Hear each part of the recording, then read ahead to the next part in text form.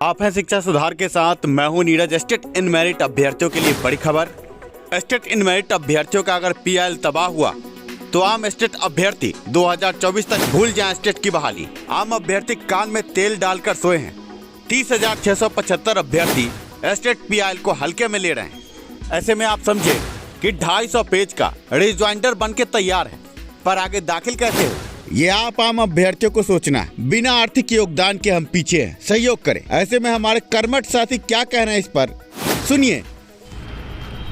हमारे साथ हैं आलोक यादव जी और साथ में एक साथी और हैं, और हम आज स्टेट पीआईएल के संबंध में चर्चा करेंगे। केस आपका पटना हाईकोर्ट में लिस्टेड है, 17 तारीख को सुनवाई है।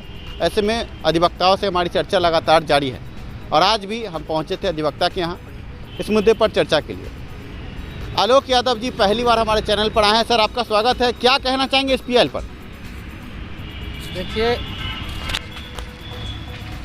आप लोग भली भांति परिचित है कि हमारा जो पीआईएल है स्टैंड कर चुका है। हमारा 17 तारीख को सुनवाई है जी, और सरकार ने जो काउंटर देना था वो दे चुका है जी। हम लोग अपने मतलब कि किस प्रकार से सरकार से ज़्यादा मजबूती के साथ अपना जो पक्ष है उसको रखें जी।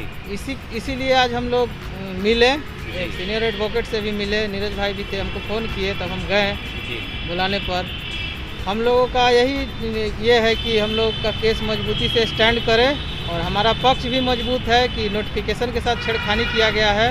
गेम के बाद नियम बदला गया है, और जो भी साथी मेरिट वाले उहापोह की स्थिति में बने हैं वो उहापोह की स्थिति निकाल दे। सामंजस्य बैठा करके, आपसी राय बैठा करके नीरज भाई जी के साथ हम लोग चल रहे हैं, और जो भी हमारे पास सबूत हैं उन सारे सबूतों को एक साथ हम लोग 17 तारीख को रखेंगे पटना हाईकोर्ट के पटल पर। और हमें उम्मीद है 100 में 100% कि हम लोग पीआईएल से ही जीत सुनिश्चित करा लेंगे। ऐसे में सर, ये जो नोटिफिकेशन के साथ खिलवाड़ हुआ, पिछले दिनों इलाहाबाद हाईकोर्ट का बड़ा जजमेंट आया कि रिक्रूटमेंट प्रोसेस के दौरान आप नियम को नहीं बदल सकते, इस पर आप क्या कहें?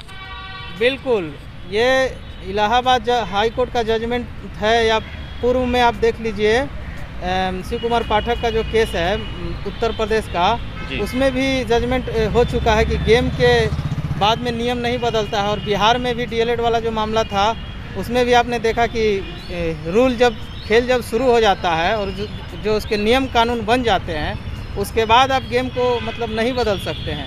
हमारा सब कुछ सामने है। आपने 37,000 सीटों पर बहाली लिया, नोटिफिकेशन निकाला, उसके बाद आरटीआई से हमने जवाब मांगा कि कौन से विषय का कितना कट ऑफ गया है, सारा कट ऑफ आपने दिया। उसके बाद आप कहते हैं कि सारा लोग एक है, तो ये एक नहीं होगा। पटना हाई कोर्ट में सरकार की फटकार निश्चित है, और निश्चित ही हम लोग ये केस जीत रहे हैं। और सारे जो मेरिट अभ्यर्थी हैं वो धैर्य बना कर रखें।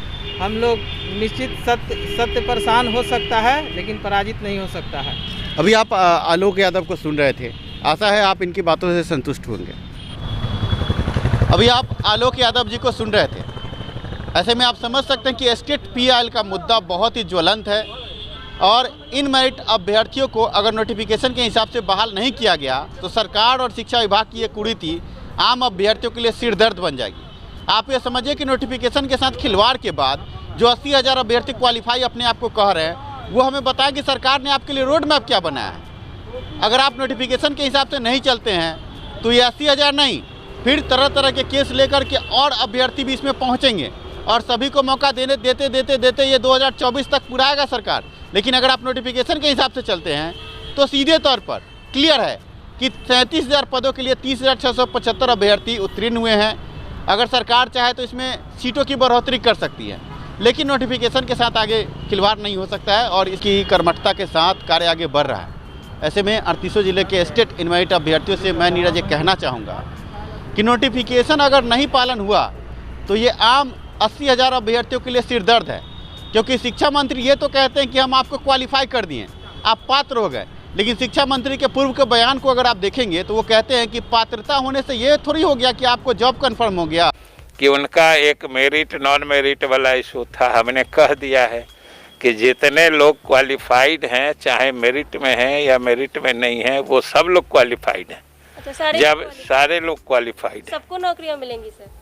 आप पहले टीईटी का मतलब समझती हैं? टीईटी का मतलब होता है पात्रता परीक्षा, मतलब वो नियुक्ति के पात्र हो सकते हैं, एलिजिबिलिटी टेस्ट है, जो वो एलिजिबल होंगे। कोई किसी के लिए एलिजिबल है मतलब उसको हो गया।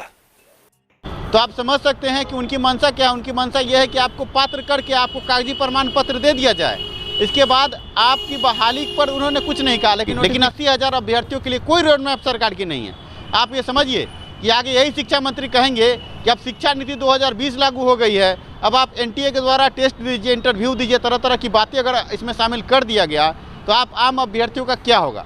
जो नॉट इन मेरिट अभ्यर्थी आज हमारे वीडियो पर गलत कमेंट कर रहे हैं, वो हमें बताएं कि आगे 80,000 अभ्यर्थियों का भविष्य क्या है। अगर नोटिफिकेशन के आधार पर आप अभ्यर्थी भी जो नॉट इन मेरिट वो भी हमारे साथ आ जाएंगे तो हम सीट बढ़ाने की चर्चा करेंगे। अगर सीट बढ़ेगा तो आप में से जो भाषा विषय के हैं, जो गणित विज्ञान के शिक्षक है, वो तो मेरिट में आ जाएंगे और उनकी जीत सुनिश्चित है और आगे वो बहाल भी हो जाएंगे। नोटिफिकेशन में क्या है कि जो भी अभ्यर्थी उत्तीर्ण होंगे, शिक्षा विभाग से रिक्ति मिलने के बाद स्टेट के अंक प्रतिशत के आधार पर उनको मेरिट में रख करके आगे नियोजन इकाई में भेजकर उनकी नियुक्ति सुनिश्चित होगी। लेकिन बिना नोटिफिकेशन के 80,000 अभ्यर्थियों को क्वालिफाई करके अगर आगे एनटीए के द्वारा टेस्ट ले लिया गया, आगे इंटरव्यू और तरह तरह के फलसफे शिक्षा नीति 2020 के नाम पर आपको बहलाया गया, तो आप क्या करेंगे। और इसके अलावा मोदी सरकार का ड्रीम प्रोजेक्ट है कि स्कूलों को प्राइवेट कर दिया जाए। अगर स्कूलों को प्राइवेट कर दिया गया तब आपका क्या हाल होगा। आप ये समझिए कि ये नोटिफिकेशन कहीं ना कहीं आपकी नियुक्ति सुनिश्चित करता है। इन मेरिट अभ्यर्थी जो हमारे वीडियो को देख रहे हैं, मैं इस वीडियो के माध्यम से कहना चाहूँगा कि देख लें, अगर आप इस पीआईएल को आगे नहीं बढ़ाएंगे ठीक ढंग से, अगर आप सपोर्ट नहीं करेंगे तो आगे अगर ये पीआईएल डिसमिस होता है तो आगे आप 10 से 15 केसों के लिए तैयार हो जाए, क्योंकि इसके बाद अपेयरिंग कैंडिडेट का अलग केस है, महिला आरक्षण का अलग केस है, फेल वालों का अलग केस है, नॉट इन मेरिट का अलग केस है। 2025 तक लड़ते रहिएगा केस, लेकिन एक बार ये डबल बेंच में पीआईएल के केस में नोटिफिकेशन सिद्ध हो जाता है और इसके अनुरूप बहाली होती है, तो आप समझिए कि सभी की बहाली सुनिश्चित होगी, आपका जॉब कंफर्म होगा। तो हम कंफर्म जॉब की तरफ भागेंगे ना, पर जो इन मेरिट अभ्यर्थी हैं, जो 38 जिला में बैठ कर सिर्फ वीडियो देखते हैं, ना ही उनका कोई सहयोग है, और आप आम अभ्यर्थी समझे कि हम लगातार आपके लिए कार्य करें। आज भी हम अधिवक्ता से मिले, अधिवक्ता को सारा डॉक्यूमेंट हमने दिया, उनसे हमने बातचीत की और रिजवाइंडर आइए की बात हो रही है, पर अधिवक्ता का सीधे तौर पर कहना कि जब हमारी फीस ही नहीं मिलेगी तो हम कार्य क्यों करेंगे। आप आम अभ्यर्थी कहते हैं कि केस जीतने के बाद हम इतना दे देंगे, 1000, 10,000, 20,000 की बात करते हैं। आप ये समझिए कि मैदान जंग में आपने खड़ा कर दिया है, लेकिन हाथ में हथियार ही नहीं है, तो क्या मैदान जंग हम फतह कर पाएंगे। आपका कहना है कि नहीं, आप जीत के आइए तब आपके हाथ में हथियार होगा। पैसा बहुत कुछ है, कहा जाता है पैसा कुछ नहीं है पर पैसा बहुत कुछ है, और आज हम वरिष्ठ अधिवक्ताओं की एक फौज खड़ी करना चाहते हैं पीआईएल में। इसके लिए आर्थिक योगदान की ज़रूरत है। आशा है इस वीडियो के बाद आप स्टेट इन मेरिट अभ्यर्थी अपने भविष्य को लेकर चिंतित होंगे और समझेंगे कि नोटिफिकेशन के साथ खिलवाड़ नहीं होने देना और 100% जीत सुनिश्चित करना है। मैं हूं नीरज, आप हैं शिक्षा सुधार के साथ। आशा है इस वीडियो से आप आम अभ्यर्थियों को नई दिशा मिली होगी। सभी इन मेरिट अभ्यर्थी खुलकर सहयोग करें, साथ आए। धन्यवाद।